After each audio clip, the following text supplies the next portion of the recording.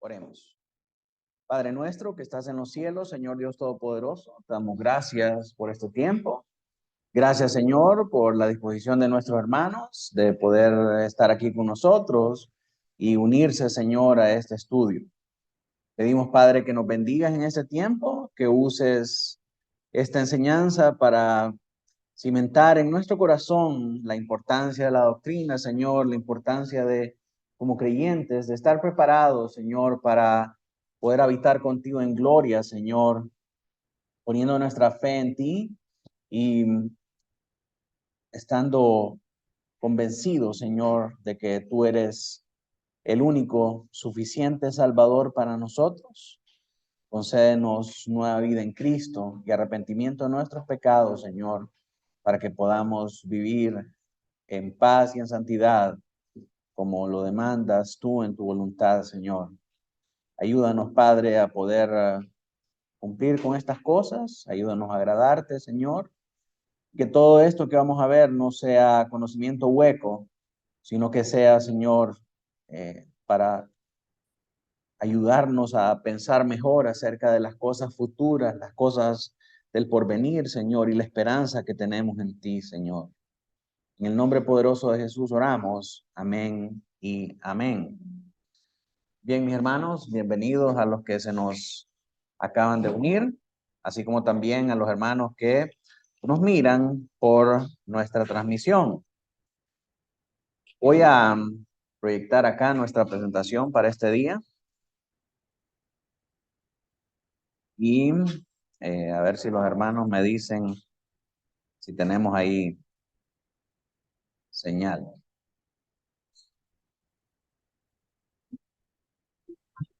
Sí, se ve claro. Bien, el día de hoy estamos estudiando, ¿verdad? El destino de el alma de los justos y de los impíos. Dijimos anteriormente que cuando un creyente se muere, su cuerpo va a la tumba, pero su alma va inmediatamente al paraíso. Mientras que si un incrédulo se muere, su cuerpo siempre va a la tumba, pero su alma, dijimos, va a un lugar de tormento que es el infierno. Dijimos, no hay lugares intermedios, ¿verdad? La Biblia solo reconoce el cielo o el infierno. Sin embargo, sí hay un estado intermedio, es decir, el estado en el que están nuestras almas esperando la redención futura, la redención total, esperando la resurrección final del Señor Jesucristo, cuando el Señor Jesucristo haga todas las cosas nuevas y nosotros podamos estar juntamente con Él. Ese es el estado intermedio. Ahora, siendo que si una persona se muere, tiene dos opciones. Si está en Cristo, se va al cielo, y si no está en Cristo, se va al infierno. Entonces nosotros tenemos que saber qué es el cielo y tenemos que saber qué es el infierno, ¿verdad? Así que en estos 2 miércoles vamos a darnos a la tarea de estudiar la doctrina del cielo y la doctrina del infierno, porque tenemos que saber si ese es el destino al que vamos. Nosotros queremos saber todo lo que podamos acerca de ese destino, conocerlo como la palma de nuestra mano, de tal manera que sea una realidad para nosotros tan palpable, incluso más palpable que el mundo en el que nosotros vivimos. Y el problema de muchos cristianos hoy en día es que para ellos el cielo y el infierno son lugares de fantasía. Es una noción vaga, es una noción oscura, es una noción mística y fantasiosa acerca de lo que es el cielo. Sin embargo, vamos a ver que hay muchas cosas que incluso alguno de nosotros ha estado en algún momento equivocado acerca de lo que sabemos y de lo que conocemos del cielo. Así que para ayudarnos a cómo estudiar de una mejor manera este tema sin hacerlo tan cargado, hemos hecho una serie de preguntas y respuestas que nos ayuden a nosotros a digerirlo mejor. Al intentar exponer la base bíblica para las afirmaciones acerca de la condición de los justos en el estado intermedio, pareció bueno organizar la enseñanza bíblica alrededor de una breve serie de preguntas y respuestas que hemos llamado un catecismo sobre el estado intermedio de los creyentes. Desde luego que vamos a hablar del cielo, ¿verdad? Ese es nuestro tema, la doctrina del cielo. Tenemos que saber por sentado que estamos hablando únicamente del destino al que van los creyentes, aquellos que han puesto su fe en Cristo y que se han arrepentido de sus pecados, que han confesado a Cristo como su Salvador. Esos son los únicos que van al cielo. Entonces, cuando estamos hablando del cielo, estamos hablando que únicamente van ahí aquellos que han sido justificados. Estamos tratando solo con el destino futuro de los creyentes. Aquí no estamos hablando de los incrédulos. Solamente los que son o pueden ser llamados cristianos son los que van a ir a este destino. Entonces, vamos a ver todas estas cosas pertinentes a lo que es el cielo, el destino final de todos los que hemos sido llamados cristianos. La primera pregunta que tenemos ahí es: ¿a dónde van los espíritus de los justos al morir? Y ya se la saben todos ustedes. ¿A dónde van los espíritus de los justos al morir? Sin que estemos dudando a esta altura. ¿A dónde van? Al cielo, al cielo. Los justos, los creyentes, los que han sido justificados en Cristo, van al cielo a estar con Cristo, ¿verdad? Algunos textos de prueba son Filipenses 1 del 19 al 24. Si alguien lo puede leer, Filipenses 1 del 19 al 24. Alguien me ayuda buscando 2 Corintios 5 del 6 al 9. Otra persona, Lucas 23, 43. Luego Hechos 12, 23 y Apocalipsis 14, 13. El que lo vaya encontrando lo va leyendo.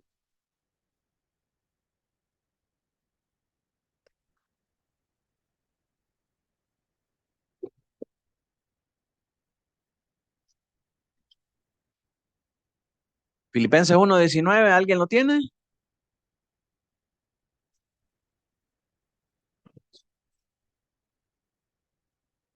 Filipenses 1:19. Porque sé que por vuestra oración porque sé que por vuestra oración y la suministración del Espíritu de Jesucristo, esto resultará en mi liberación, conforme me anhelo y esperanza de que en nada seré avergonzado. Antes bien, con toda confianza, como siempre, ahora también será magnificado Cristo en mi cuerpo, o por vida o por muerte, porque para mí el vivir es Cristo y el morir ganancia. Mas si el vivir en la carne resulta para mí en beneficio de la obra, no sé entonces qué escoger, porque de ambas estoy puesto en estrecho, teniendo deseo de partir y de estar con Cristo, lo cual es muchísimo mejor, pero quedar en la carne es más necesario por causa de vosotros. Pablo sabía que cuando él muriera iba a estar con Cristo, ¿verdad? Y estar con Cristo es una manera de decir que cuando un creyente se muere, se va al cielo. Niños, ¿qué es importante para nosotros conocer? El primer dato que nosotros tenemos que conocer acerca del cielo es que en el cielo o al cielo solamente se van las personas que son creyentes en Cristo.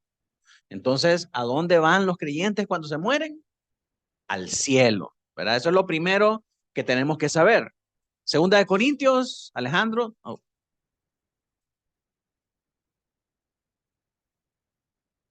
2 Corintios 5 del 6 al 9 dice: así que vivimos confiados siempre y sabiendo que entre tanto que estamos en el cuerpo, estamos ausentes del Señor, porque por fe andamos, no por vista. Pero confiamos y más quisiéramos estar ausentes del cuerpo y presentes al Señor. Por tanto, procuramos también, o ausentes o presentes, serle agradables. Pablo dice ahí, mientras estamos en el cuerpo, estamos ausentes de Cristo. Pero cuando ya no estemos en el cuerpo, vamos a estar presentes con Cristo. Es decir, que cuando nos muramos, vamos a estar con Cristo en el cielo. Hermana, tiene Lucas 23:43. Bueno, no se peleen. Lucas 23:43. Entonces Jesús le dijo, de cierto te digo que hoy estarás conmigo en el paraíso. Esta es la escena del ladrón en la cruz. Cuando ese ladrón en la cruz muriera por haber creído que Cristo es el Rey, que Cristo es el Señor le hace la promesa, este día estarás conmigo en el paraíso. Ese día que ese hombre muriera por haber puesto su confianza en Cristo, entonces ese hombre podía tener la seguridad de que ese mismo día podía estar con el Señor. Aline. Hechos 12, 23 a 24. Al momento un ángel del Señor le hirió por cuanto no dio la gloria a Dios y expiró comido de gusanos, pero la palabra del Señor crecía y se multiplicaba. ¿Sí? Ok. Sí, este es Herodes, ¿verdad? Que no le quiso dar la gloria a Dios y cuando se murió, pues se lo comieron los gusanos y tuvo una muerte terrible. ¿A dónde creen que va el cuerpo, el espíritu o el alma de un hombre impío como Herodes? Al infierno, correcto. Apocalipsis 14:13, ¿alguien lo tiene? Hermana Laura.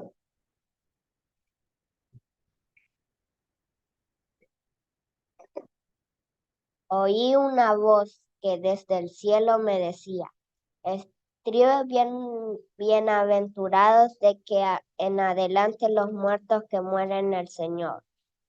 Sí, dice el Espíritu, descansará de su trabajo, porque sus obras con ellos siguen.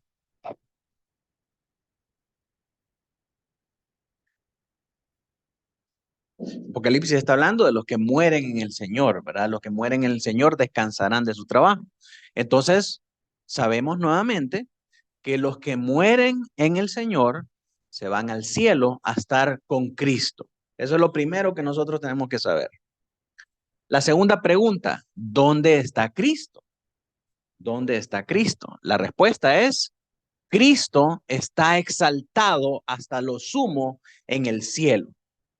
¿Dónde está Cristo en este momento? En el cielo, ¿verdad? Y ahí vamos a estar nosotros con Él. Miremos algunos pasajes. Juan 16:28, Mateo 6:9, Hechos 3:21, Hebreos 1:3 y Efesios 4:10. A ver, el que lo tenga lo puede ir leyendo.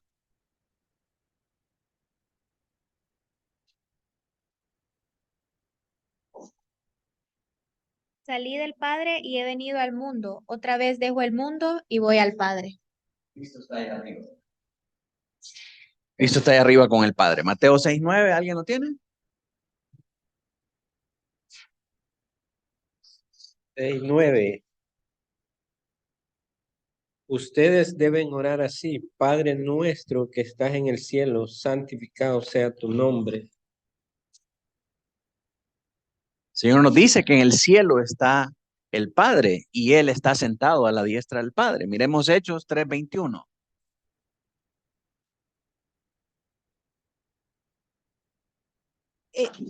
Hechos 3:21. A quien de cierto es necesario que el cielo reciba hasta los tiempos la restauración de todas las cosas, de que habló Dios por boca de sus santos profetas que han sido desde el tiempo antiguo.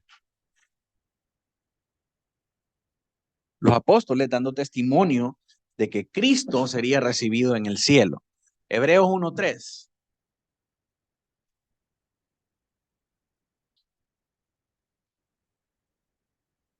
El cual, siendo el resplandor de su gloria y la imagen misma de su sustancia, y quien sustenta todas las cosas con la palabra de su poder, habiendo efectuado la purificación de nuestros pecados por medio de sí mismo, se sentó a la diestra de la majestad en las alturas.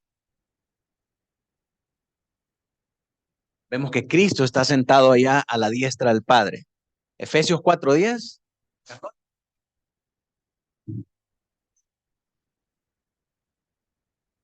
El que descendió el mismo es el que también subió sobre todos los cielos para cumplir todas las cosas.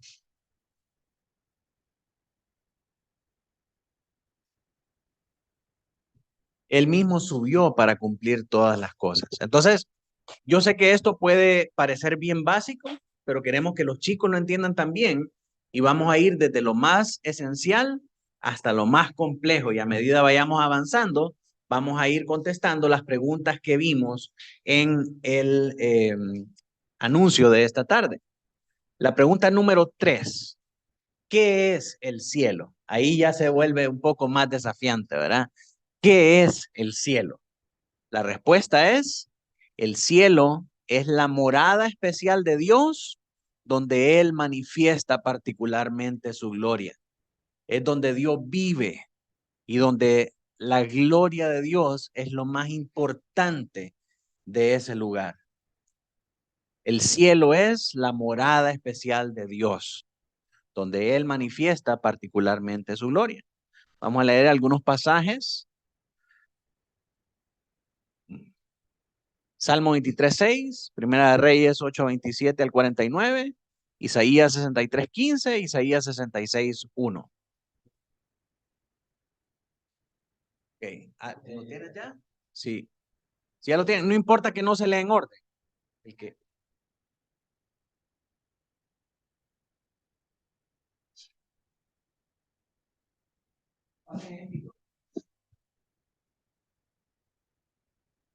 Ciertamente el bien y la misericordia me seguirán todos los días de mi vida, y en la casa de Jehová moraré por largos días. Isaías 66:1.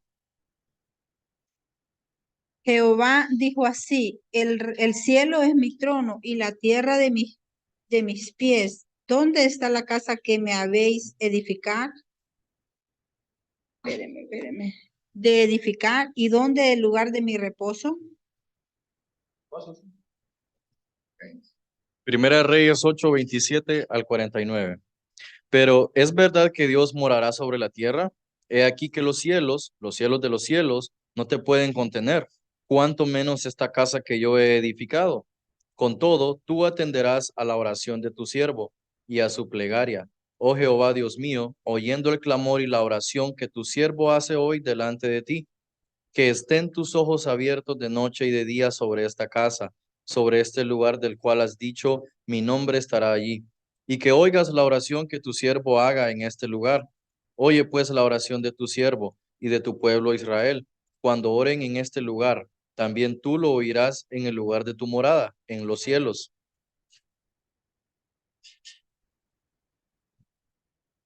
El lugar de la morada de Dios es los cielos, dice, ¿verdad? A la casa de Jehová volveré por largos días. Miremos Isaías 63:15. Mira del cielo y contempla de tu santa y gloriosa morada. ¿Dónde está tu celo y tu poder? La conmoción de tus entrañas y tus piedades para conmigo se han estrechado. Gracias.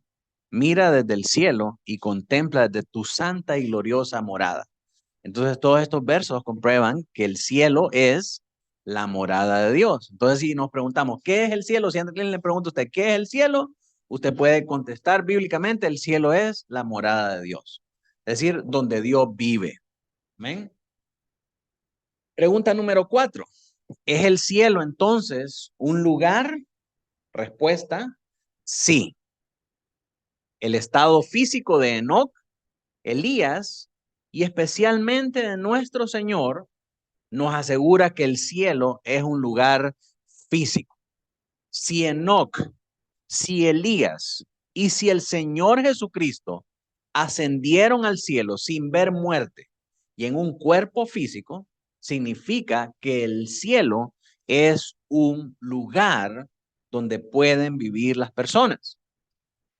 Miremos Génesis 5 del 21 al 24, Segunda de Reyes del 10 al 18, Lucas 24 del 36 al 43, Hechos 1 del 1 al 11 y Juan 19, 40 y 20, 17.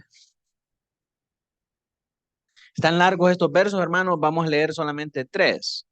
Génesis 21 al 24, Segunda de Reyes 2 del 10 al 18 y Lucas 24 del 36 al 43.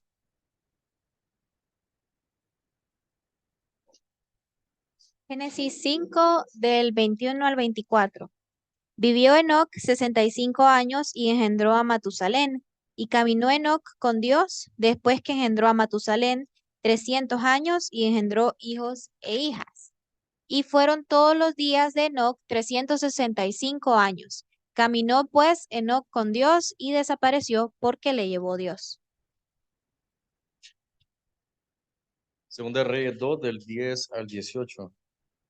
Él le dijo, cosa difícil has pedido. Si me vieres cuando fuere quitado de ti, te será hecho así. Mas si no, no. Y aconteció que yendo ellos y hablando, he aquí un carro de fuego con caballos de fuego apartó a los dos. Y Elías subió al cielo en un torbellino. Viéndolo Eliseo clamaba, Padre mío, carro de Israel y su gente de a caballo. Y nunca más le vio.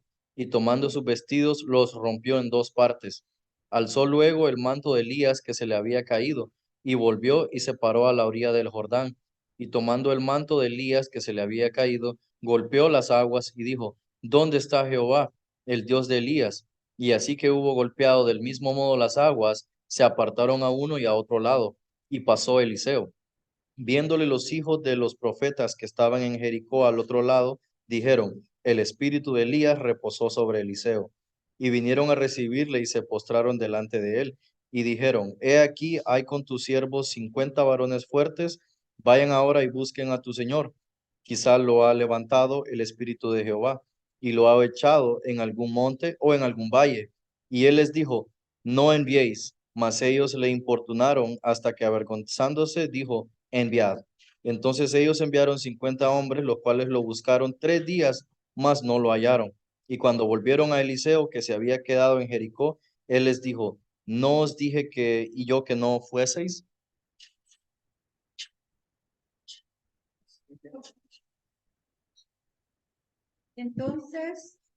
Entonces, espantados y atemorizados, pensaban que veían un espíritu, pero él les dijo, ¿por qué estáis turbados y vienen a vuestro corazón estos pensamientos?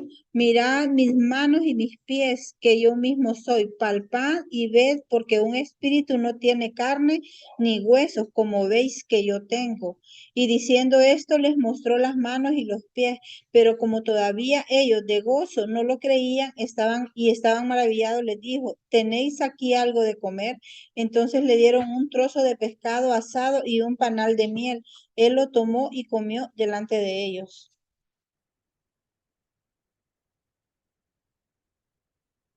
Este es el Señor resucitado, ¿verdad? Dando evidencia a los discípulos de que era una persona de carne y hueso y no un espíritu, como muchos querían decir, ¿verdad? Y con ese cuerpo el Señor fue ascendido al cielo. Entonces, ese es el pasaje que leemos nosotros en Hechos 1, del 1 al 11. Vemos también evidencia en Génesis de Enoc y en Segunda de Reyes de Elías, que fueron arrebatados. Y estos hombres fueron arrebatados con cuerpo en vida y llevados al cielo, nadie los halló. Entonces quiere decir que el cielo es un lugar donde nosotros podemos habitar en carne y hueso, de manera palpable. Así que sí, el cielo es un lugar. La pregunta número 5. ¿Hay tiempo en el cielo? Hay tiempo en el cielo. Se las voy a dejar aquí a los teólogos. Quiero ver si los hermanos de la Academia Ministerial me pueden responder esa pregunta teológicamente. A ver. ¿Qué dicen? ¿Hay tiempo en el cielo, sí o no? No hay tiempo.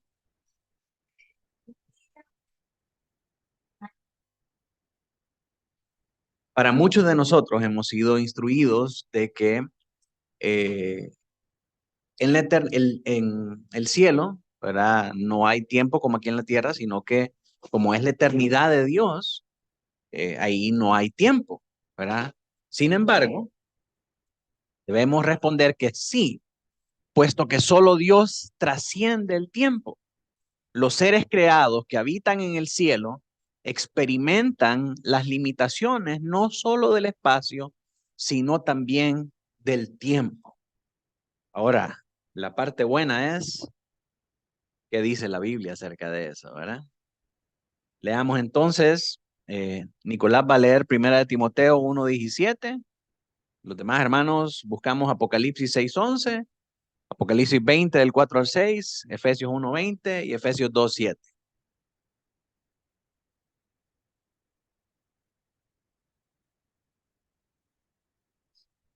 Por tanto al Rey de los siglos, inmortal, invisible, al único y sabio Dios, sea honor y gloria por los siglos de los siglos. Amén.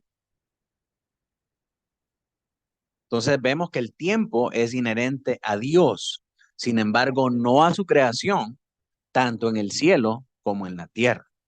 Piensen en esto. Los ángeles en el cielo aguardan el día final, ¿verdad? Apocalipsis 6:11, ¿quién lo tiene? Adrián.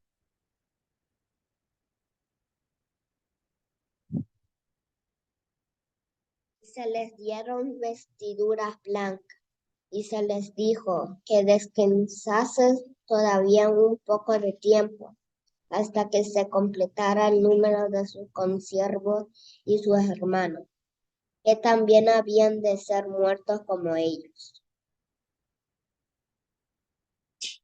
Apocalipsis 24:6 dice, y vi tronos y se sentaron sobre ellos los que recibieron facultad de juzgar, y vi las almas de los decapitados por causa del testimonio de Jesús y por la palabra de Dios, los que no habían adorado a la bestia ni a su imagen, y que no recibieron la marca en sus frentes ni en sus manos, y vivieron y reinaron con Cristo 1000 años. Pero los otros muertos no volvieron a vivir hasta que se cumplieron 1000 años. Esta es la primera resurrección. Bienaventurado y santo el que tiene parte en la primera resurrección. La segunda muerte no tiene potestad sobre estos, sino que serán sacerdotes de Dios y de Cristo y reinarán con él 1000 años.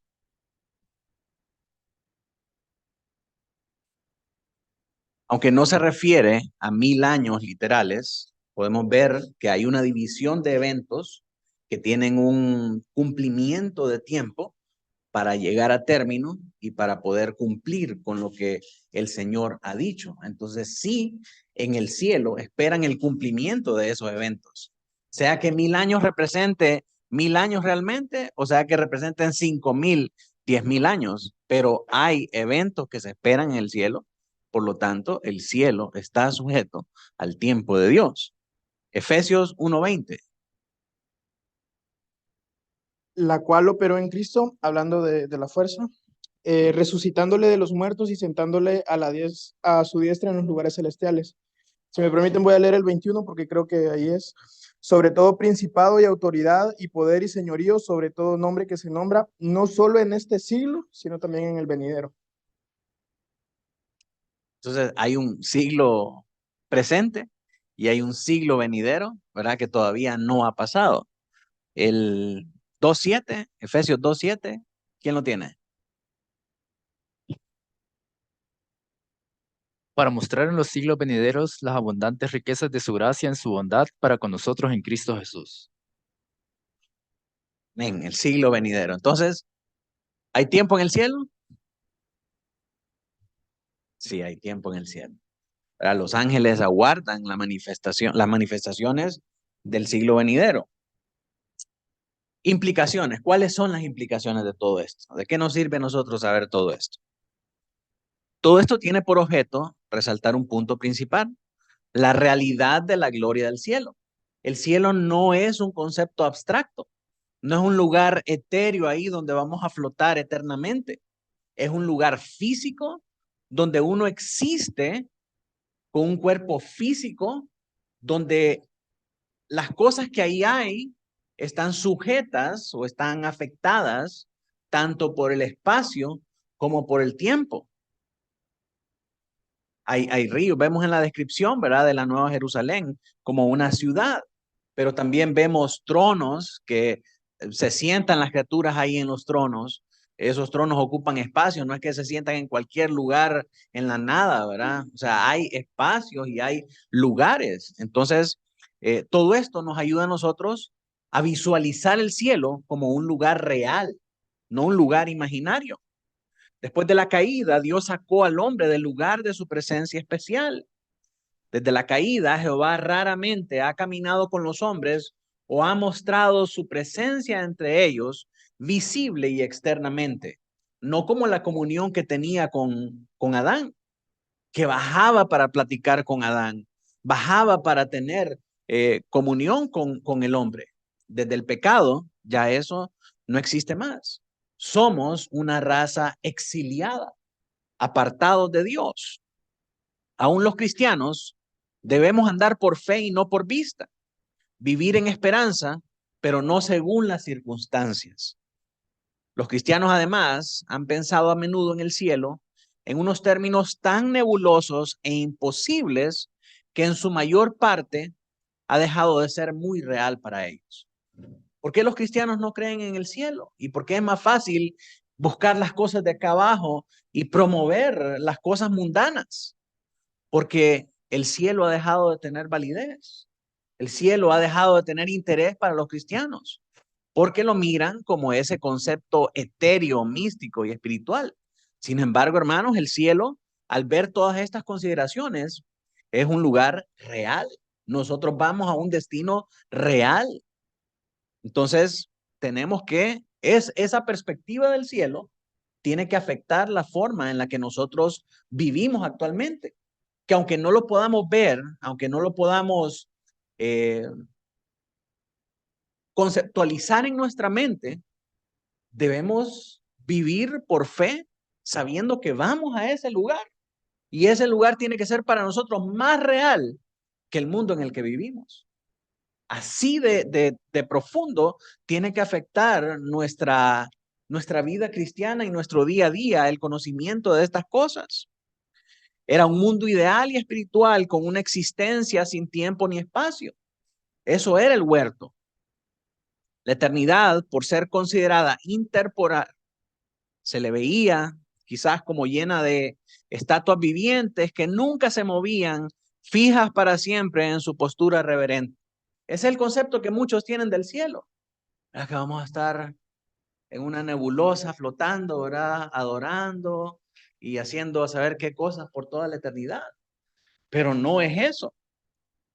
Alternativamente, el cielo de alguna manera fuera del espacio real era considerado como una existencia nebulosa, ideal, intangible y espiritual, como algo que no se podía tocar, como algo que solamente era imaginativo, ¿verdad? O espiritual, pero no como algo meramente real.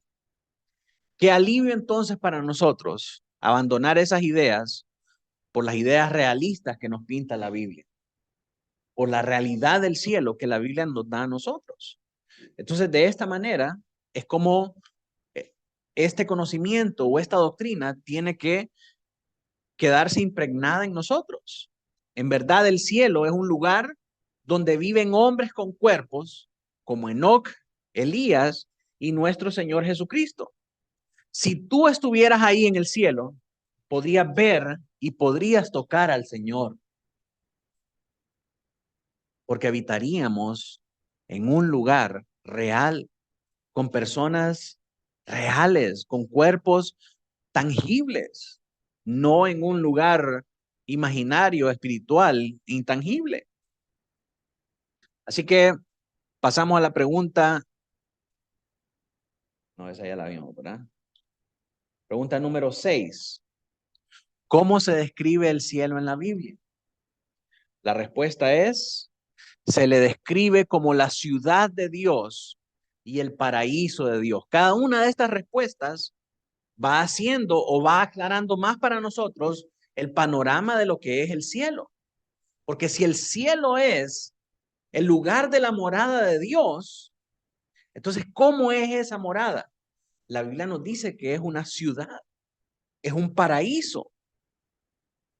Leamos Hebreos 12, del 22 al 24, Gálatas 4, del 24 al 31, Lucas 23, 43, 2 Corintios 12, del 2 al 4.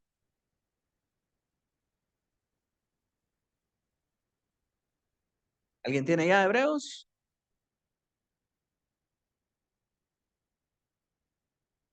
Adrián.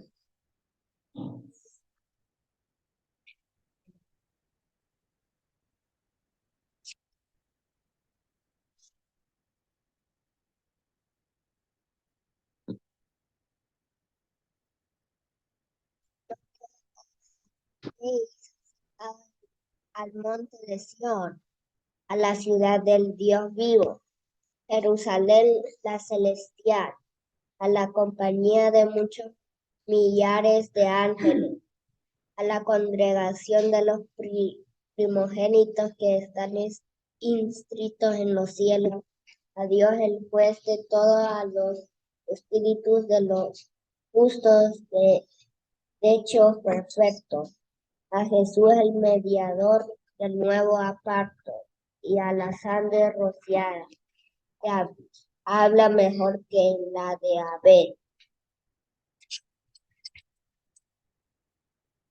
Gálatas 4, 24 al 31. Lo cual es una alegoría, pues estas mujeres son los dos pactos. El uno proviene del monte Sinaí, el cual da hijos para esclavitud. Este es Agar, porque Agar es el monte Sinaí en Arabia, y corresponde a la Jerusalén actual, pues ésta, junto con sus hijos, está en esclavitud. Mas la Jerusalén de arriba, la cual es madre de todos nosotros, es libre, porque está escrito, regocíjate, oh estéril, tú que no das a luz, prorrumbe en júbilo y clama, tú que no tienes dolores de parto, porque más son los hijos de la desolada que de la que tiene marido. 31. Así que, hermanos, nosotros como Isaac somos hijos de la promesa, pero como entonces el que había nacido según la carne perseguía al que había nacido según el espíritu, así también ahora. Mas, ¿qué dice la escritura? Echa fuera a la esclava y a su hijo, porque no heredará el hijo de la esclava con el hijo de la libre. De manera, hermanos, que no somos hijos de la esclava, sino de la libre.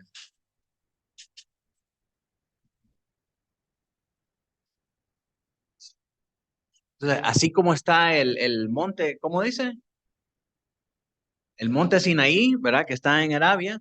Así también la Nueva Jerusalén es un monte, pero que es mucho más grande porque es la madre de todos nosotros, de donde todos nosotros salimos. Es nuestra patria celestial, nuestra nación.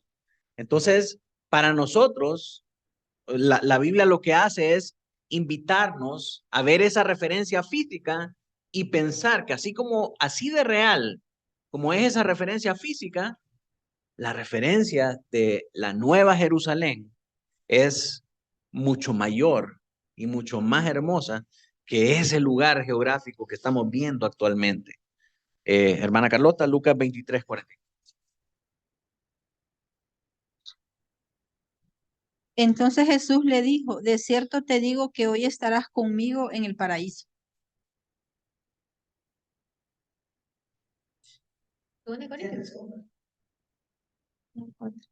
Segunda de Corintios 12, del 2 al 4. Conozco a un hombre en Cristo que hace 14 años, si en el cuerpo no lo sé, si fuera del cuerpo no lo sé, Dios lo sabe. Fue arrebatado hasta el tercer cielo. Y conozco al tal hombre, si en el cuerpo o fuera del cuerpo no lo sé, Dios lo sabe, que fue arrebatado al paraíso, donde oyó palabras inefables que no le es dado al hombre expresar. Entonces es un monte, es una ciudad, vemos una congregación, vemos que ahí habitan los ángeles, vemos que está el Señor Jesucristo, vemos que está el trono de Dios juzgando todas las cosas. Entonces, hermanos, toda esta descripción, ahí que es un paraíso, ¿verdad? Vemos todas estas cosas como una descripción gráfica para nosotros de lo que es el cielo. Y eso tiene que ser para nosotros muy real. O sea, tiene todos los elementos físicos y geográficos que tendría un lugar aquí en la tierra. Nada más que más hermoso y mucho más espectacular, porque ahí está nuestro Dios y está Jesucristo, nuestro Señor.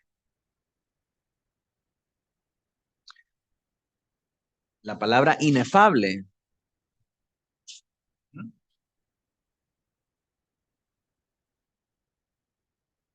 Esto lo acabamos de leer, dice inefable que no puede ser dicho, explicado o descrito con palabras, generalmente por tener cualidades excelsas o por ser muy sutil o difuso.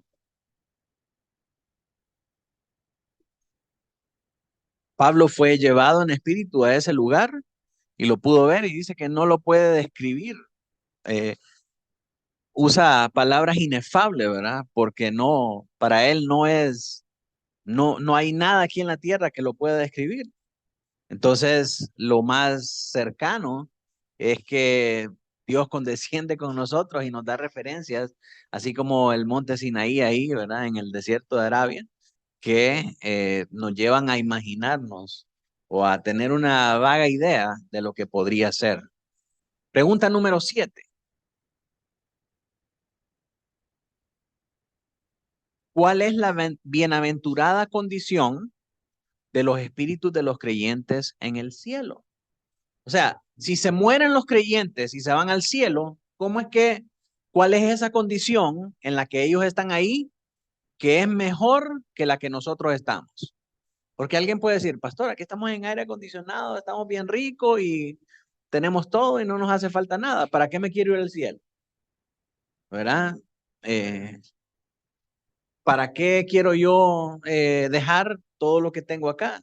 Aquí tengo mi comodidad, los chicos pueden decir, tengo mi Nintendo, mi PlayStation, tengo mis cosas, ¿para qué quiero ir al cielo? ¿Qué es lo bueno que tiene el cielo que ofrecerme? Vamos a ver. En el cielo seremos hechos inmutable y perfectamente santos y felices en sí mismos. El cielo es el lugar donde vamos a ser hechos perfectos, perfectamente santos y felices, de tal manera que no vamos a desear ninguna otra cosa más que estar allí y no vamos a pecar. ¿Sí? La felicidad de este mundo es pasajera. Ahora tenemos un Nintendo, ahora tenemos un juego de Nintendo y estamos emocionados, pero ya cuando lo pasamos, la emoción se va. Después de 1 o 2 meses, la emoción se va. Y así sucede con todas las cosas en nuestra vida. Podemos tener cosas que nos hagan feliz, dinero, éxito, trabajo, cualquier cosa que usted se proponga en su corazón puede tener y lo va a hacer feliz, pero solamente por un tiempo, porque las cosas de este mundo se acaban. Sin embargo, la felicidad que vamos a tener y experimentar en el cielo es una felicidad eterna. Y por eso anhelamos estar ahí, porque en el cielo no vamos a querer nada más. Vamos a ser felices. Me acuerdo hace unos años la anécdota de un pastor, es una anécdota carismática, pero la voy a usar con fines ilustrativos. El hijo de este pastor se murió y se fue al cielo. Cuenta la leyenda, ¿verdad? Que el hijo de este pastor se murió y se fue al cielo. Y el hombre estaba tan deprimido por la muerte de su hijo que oraba y ayunaba y le decía al Señor, yo no voy a dejar de orar hasta que tú me devuelvas a mi hijo. Tú tienes poder para resucitarlo. Y entonces dicen ellos que se apareció una profeta y le dijo, mira, Dios ha escuchado tus ruegos, Dios ha escuchado tus súplicas. Y dice que Él tiene el poder para levantar a tu hijo, pero hay un problema. Ah, ¿cuál es el problema? Tu hijo no se quiere venir. Realmente es una locura, ¿verdad? Pensar en lo que se les ocurre a estos hermanos, pero la realidad es esa. Si nosotros pudiéramos hablar con las personas, con las almas de los justos que están en la presencia del Señor, y les pudiéramos decir, ¿quieres venir, aunque sea un momentito, para estar aquí conmigo y platicar? Como lo vemos muchas veces en las películas de Hollywood, ¿verdad? Aquellos hombres deseando ir otra vez a la tierra para comunicarle algo a sus parientes que no sabían, ¿verdad? Y si nosotros les pudiéramos preguntar, quisieras venir acá y estar conmigo un ratito, aunque sea para platicar? Ellos le dijeran que no. Pero si yo soy tu hijo y me dejaste solo, o yo soy tu esposa amada, ¿verdad? Y tanto que me querías. No, pero es que en el cielo no hay nada más que podamos desear, más que estar en la presencia del Señor. Esa es felicidad absoluta para nosotros. Entonces, ¿por qué deberíamos desear ir al cielo? porque ahí no vamos a tener más tristeza, más llanto, más dolor, más necesidad, más lágrimas, más... No vamos a sufrir absolutamente en nada. Vamos a ser felices perfectamente, sin que nos haga falta nada. Veamos, hermanos, Hebreos 12:23. No, ya lo leímos, ya lo leyó Adrián ese. Lucas 23:43. ¿Tú lo leíste también? Ah, ya lo leímos. Segunda de Corintios 5:8, también ya. Filipenses 1:23.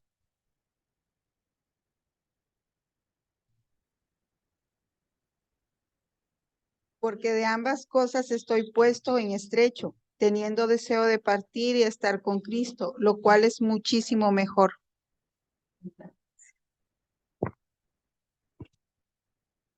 Me encanta la actitud de Pablo, ¿verdad? Porque Pablo estaba ya deseando irse con el Señor, ya no aguantaba. Dice, y el hermano Noé predicaba de eso, ¿verdad? Que tengo que quedarme aquí por causa de ustedes, pero si por mí fuera, yo ya me quisiera ir con el Señor. ¿Qué es lo que hace que una persona pueda pensar así? Decir, ya no hay nada aquí en esta vida, yo ya me quiero ir con el Señor, pero pues tengo que quedarme acá porque el Señor aquí me tiene para hacer una obra. ¿Qué hace que una persona pueda pensar de esa manera? Que el cielo es más real y es más atractivo que cualquier cosa que hay aquí en la tierra. Y así tiene que ser para todos nosotros. El cielo tiene que ser nuestra realidad y nuestro deseo cada día, porque hermanos, ahí en ese entonces vamos a ser hechos perfectamente santos y perfectamente felices. Avancemos. Pregunta número 8. ¿Qué hacen estos espíritus en el cielo? Bueno, el mundo nos enseña que cuando nos morimos nos convertimos en angelitos rubios y nos dan un arpa y cada uno anda tocando su arpa ahí acostado en una nube, ¿verdad? Pero ¿qué hacen estos espíritus en el cielo? La respuesta es, la respuesta, descansan en la Canaán celestial, se comunican con sus conciudadanos en la Jerusalén celestial. Vimos en ese verso de Hebreos 12, 23 y 24, ¿verdad? Que hay una congregación, que ahí hay ciudadanos que son los ángeles y que tenemos comunicación con esas personas, reinan con Cristo, contemplan a Dios y la intercesión del Cordero en el verdadero templo donde sirven y adoran a Dios. No, ese verso de Hebreos 12, del 23 al 24, es muy importante porque eso describe perfectamente lo que es el cielo y lo que nosotros vamos a hacer ahí. Dice, os habéis acercado al monte de Sión, a la nueva Jerusalén, que es el lugar de los espíritus hechos perfectos, a la congregación de los santos, donde está Jesucristo el mediador y Dios el único juez. Entonces, como congregación de los santos en la Nueva Jerusalén, vamos a estar ahí sirviendo con el Señor en el templo y adorando a Dios. Vamos a reinar con Cristo y vamos a tener comunicación con los otros ciudadanos de esa Nueva Jerusalén y vamos a descansar en esa Canaán celestial. Esta es una referencia al hecho de cuando los judíos salen de Egipto y vienen de esos 40 años de desierto y de esclavitud y entran en el reposo de la tierra prometida, la tierra que fluye leche y miel, ¿verdad? Imagínense con cuánto anhelo y con cuánto afán ellos ansían y miran esa tierra, deseosos de trabajarla, deseosos de habitarla, deseosos de tomar posesión de ella, después de venir de 400 años de esclavitud, de 40 años de vagar en el desierto. Ahora llegan a una preciosa tierra que fluye leche y miel, verdor para donde pueden ver y saben que van a tener asignada una parcela para trabajar. Ese es el descanso del que está hablando acá. Así como el pueblo de Israel recibe la tierra prometida para poseerla, para trabajarla, para desarrollarse en ella, así nosotros recibimos como herencia la nueva Jerusalén. Y de esa manera, así como se sintieron los israelitas cuando tomaron esa tierra, así deberíamos sentirnos nosotros, o así nos vamos a sentir cuando nosotros entremos en el reposo del Señor, que es esa ciudadanía celestial.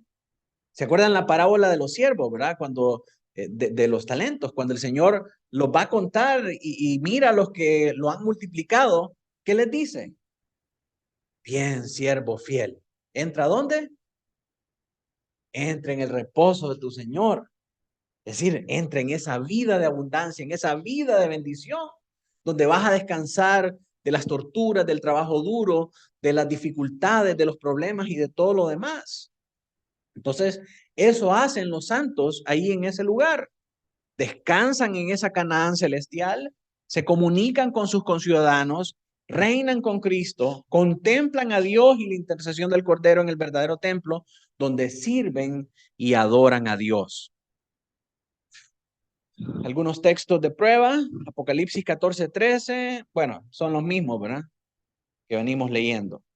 ¿Cuáles son las implicaciones de esto? Ahí es donde vienen las preguntas que nos hicimos ahora en la tarde. ¿Nos conoceremos unos a otros y nos comunicaremos unos con otros en el cielo? La respuesta a esta pregunta es claramente, ¿seguro? ¿Ah? ¿Cómo dije? Sí, es la última respuesta. Ah. Por 10,000 puntos, sí. Sí, la respuesta es sí. Nos vamos a conocer y nos vamos a comunicar unos con otros en el cielo. La descripción misma del cielo como la ciudad de Dios demanda la idea de comunión y comunicación con los demás habitantes de la ciudad. Una ciudad en las Escrituras es una sociedad armoniosa. Cuando se habla de ese término ciudad en las Escrituras, se refiere a una sociedad que vive en armonía. En otras palabras, es esencial para la idea de una ciudad, la idea de una sociedad. Ninguna ciudad puede existir sin una sociedad, sin reglas, sin organización, sin papeles que jugar, ¿verdad? Tantas cosas que entran en juego o entran a discusión cuando hablamos de una sociedad. Una sociedad, por definición, implica comunicación y relaciones personales. El diccionario de la Real Academia Española define la sociedad como un conjunto de personas que conviven bajo normas comunes. ¿Sí? Entonces, si la Nueva Jerusalén, si el paraíso, que es la morada de Dios, es una ciudad celestial donde vamos a vivir nosotros, entonces esa ciudad tiene una sociedad y esa sociedad coexiste bajo normas comunes. El cielo, como la ciudad de Dios, es una sociedad así. Que nos conoceremos y comunicaremos con los demás en el cielo se confirma además con la verdad básica del estado intermedio de que estaremos con Cristo. Este estar con Cristo o estar en casa con Cristo implica claramente la idea de conocerlo y comunicarlo con Él. Si vamos a estar con Cristo, es porque conocemos a Cristo. Sabemos quién es Cristo. ¿Sí? Entonces, el podernos comunicar con Él implica de que nosotros vamos a tener una conciencia. Porque si no conocemos quién es Cristo y qué ha hecho Cristo por nosotros, ¿cómo vamos a poder adorarle? Lo que Cristo hizo en aquel lado de la eternidad, lo hizo en este mundo en un tiempo pasado. Entonces, para estar nosotros allá con Él y adorarle, tenemos que tener conciencia y conocimiento de lo que Cristo hizo en el pasado.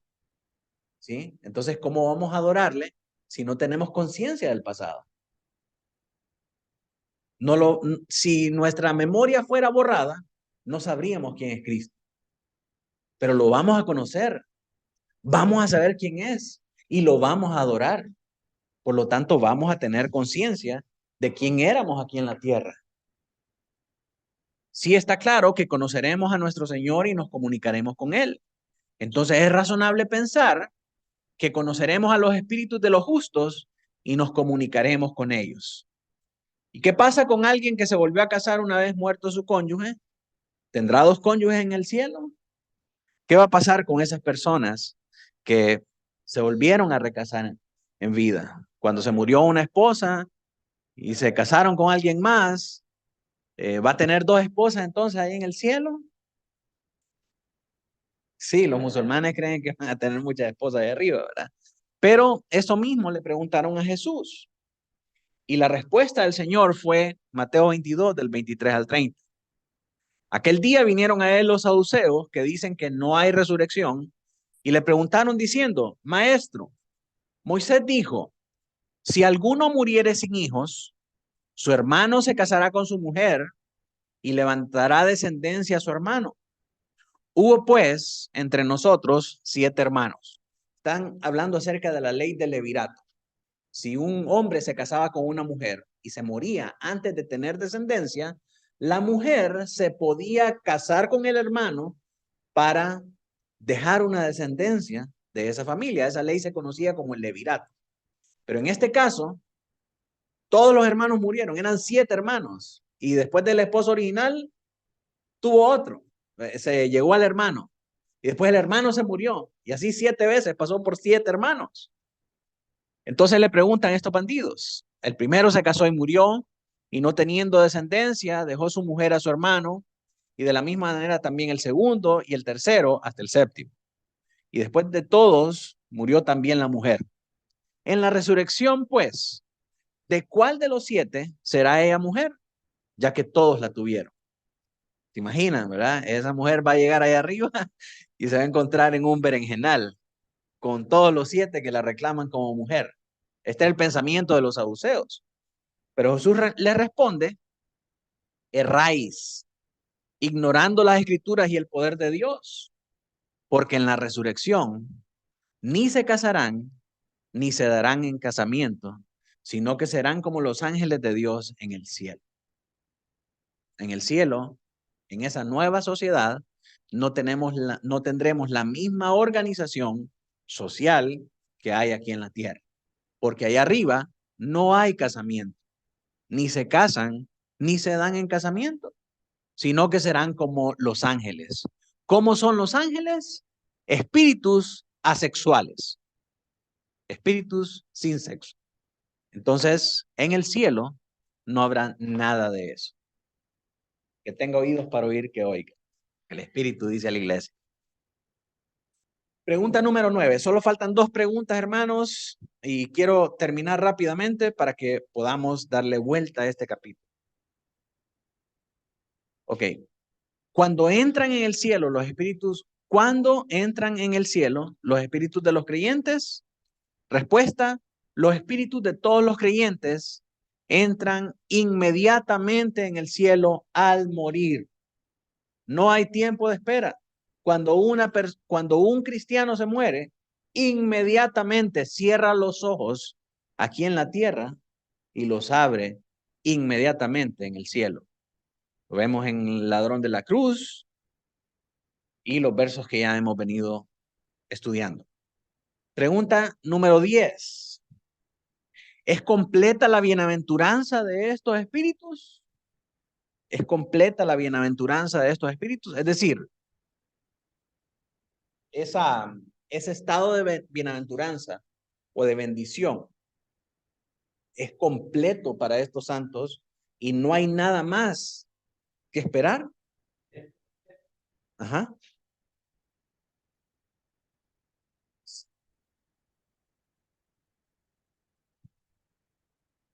No, todavía no, porque están esperando la consumación de todas las cosas. Vale una estrellita al hermano ahí por.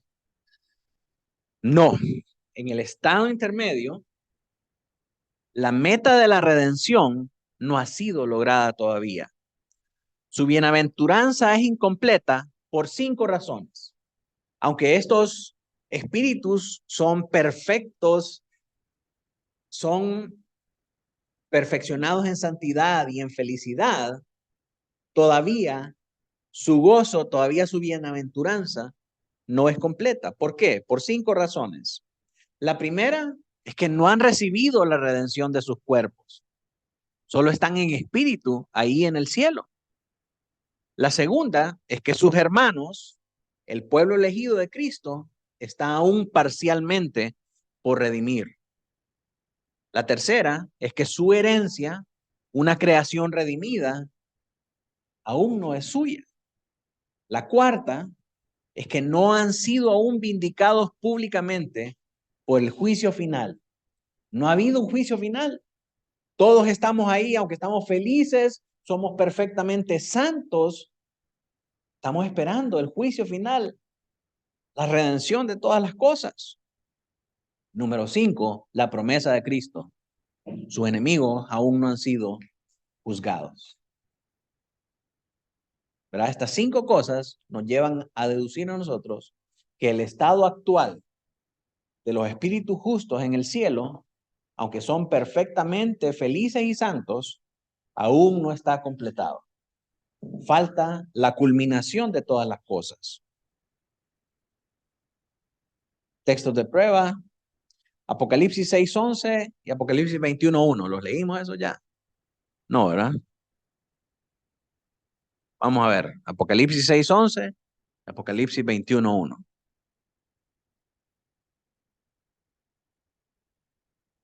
Apocalipsis 6:11. Y se les dieron vestiduras blancas y se les dijo que descansasen todavía un poco de tiempo hasta que se completara el número de sus consiervos y sus hermanos que también habían de ser muertos con ellos, como ellos. Sí, ya lo habíamos leído. Creo que Adrián lo leyó, ¿verdad? Esta imagen nos presenta a nosotros lo que venimos hablando.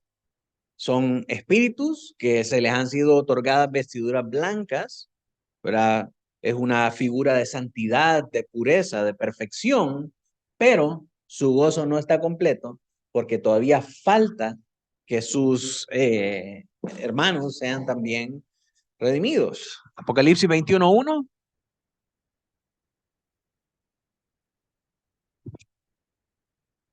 Vi un cielo nuevo y una tierra nueva, porque el primer cielo y la primera tierra pasaron y el mar ya no existía más. Y esto nos habla, ¿verdad?, acerca de que después de ese tiempo viene el tiempo final, que es la redención de todas las cosas, ya el cielo nuevo y la tierra nueva. Entonces, claramente esto nos habla de que aunque los santos están experimentando perfección en santidad y en felicidad, todavía esperan un tiempo final. Ahora, ya para concluir, ¿cuáles son las implicaciones de esto? Si la pregunta 7 nos dice que la bienaventurada condición de los justos cuando mueren y van al cielo es que son hechos inmutable y perfectamente santos y felices en sí mismos, ¿cómo es que en la pregunta 10 nos dice que nuestra bienaventuranza es incompleta? Porque si son perfectamente santos y felices, pero todavía no está incompleto, entonces no son perfectamente. O sea, hay una redundancia ahí, ¿verdad? Hay una contradicción ahí en eso. Entonces, ¿a qué se refiere eso? La respuesta a esto es que somos perfectamente felices y santos en la condición en la que estamos, en esa condición espiritual. Somos hechos perfectos, pero en nuestro carácter como justos. Hebreos 12:23 nos expresa esta realidad cuando nos dice a los espíritus de los justos hechos perfectos. El término hechos perfectos significa literalmente hacer alcanzar una meta señalada o completar. La meta señalada de los justos es, desde luego, la recompensa de la herencia eterna. La analogía de la Escritura deja claro que uno de los aspectos de la bendición de esta herencia es que los creyentes son hechos éticamente perfectos. Nuestros espíritus son perfeccionados para estar con el Señor donde Dios está. La idea clave de Hebreos 12:23 es que los espíritus de los creyentes obtienen esta perfección al morir. Cuando un creyente se muere, lo que hemos dicho en otras ocasiones, todos nos morimos en pecado. Todos nos morimos siendo pecadores. Ninguno de nosotros en este cuerpo mortal muere sin pecado. Sin embargo, cuando morimos, nuestro espíritu es hecho perfecto para estar en la presencia de Dios por la obra redentora de Cristo y por la sangre del Cordero aplicada a nosotros. ¿Sí? Entonces, como espíritus, estamos en la presencia del Señor, siendo hechos perfectos. Estamos en la presencia del Señor como santos perfectos, como justos perfectos, y esperamos la resurrección final para que tengamos un cuerpo glorificado, un cuerpo sin pecado, un cuerpo como el del Señor Jesucristo, para que ahí al final de todas las cosas podamos adorarle con un espíritu justo, con un espíritu perfecto y con un cuerpo perfecto en gloria. ¿Sí? Entonces, quiero que miren la explicación a esa contrariedad. En el momento actual, en el estado intermedio, el espíritu es hecho perfecto. ¿Sí? Pero ese no es el fin de las cosas. Esperamos un cuerpo perfecto, que eso se va a dar en la resurrección final. El hombre fue expulsado del huerto de Edén cuando cayó en el pecado y no puede ser readmitido en la presencia misma de Dios hasta que él mismo sea restaurado a la perfección ética. Habitar en esa ciudad que está bañada por la desnuda luz de la gloria de Dios que mora ahí demanda una perfección moral. Esa es la perfección que se nos da en nuestro espíritu al momento de morir. Finalmente, somos perfectamente felices porque cualquiera que vive en el paraíso de Dios, la ciudad de Dios y con el Hijo de Dios, debe ser perfectamente feliz. Entonces, no es que tenemos tristeza por nuestra condición inconclusa. No es que, ay, puchica, qué bonito, estamos aquí con Cristo y gloria al Señor, ¿verdad? Todos somos perfectos y felices, pero pues nos falta algo, ¿verdad? Todavía no estamos. No, ahí hay perfecta felicidad y perfecta santidad. No hay tristeza por esa condición inconclusa, sino que lo que tenemos es una expectación por lo que está por venir. ¿Verdad? Esto es magnífico, esto es perfecto, y lo que el Señor nos va a dar en el final de los tiempos es la culminación de su plan maravilloso. Así que no hay tristeza, solamente expectación de la recompensa final del Señor. Así que mis hermanos, esa es la doctrina del cielo para nosotros. Vamos a concluir esta noche orando al Señor. Voy a pedirle a nuestro diácono que nos pueda dirigir en oración. Tenemos nuestro rostro, hermanos, vamos a orar. Amado Padre, bendito Rey, te agradecemos por darnos la oportunidad, Señor, de reunirnos y poder estudiar estos temas que muy posiblemente nos pueden llevar a confundirnos, a tomar ideas erróneas, Señor, de esto, pero te agradecemos que nos das la oportunidad de estudiar en tu palabra, Señor, y encontrar esas realidades. Ayúdanos, Señor, a entenderlas y también al momento de explicarlas, poder hacerlo de una forma correcta, de una forma bíblica, Señor amado. Gracias nuevamente, mi Dios, y te pedimos, te suplicamos que nos lleves con bien a nuestros hogares. En el nombre de tu Hijo amado, Cristo Jesús. Amén.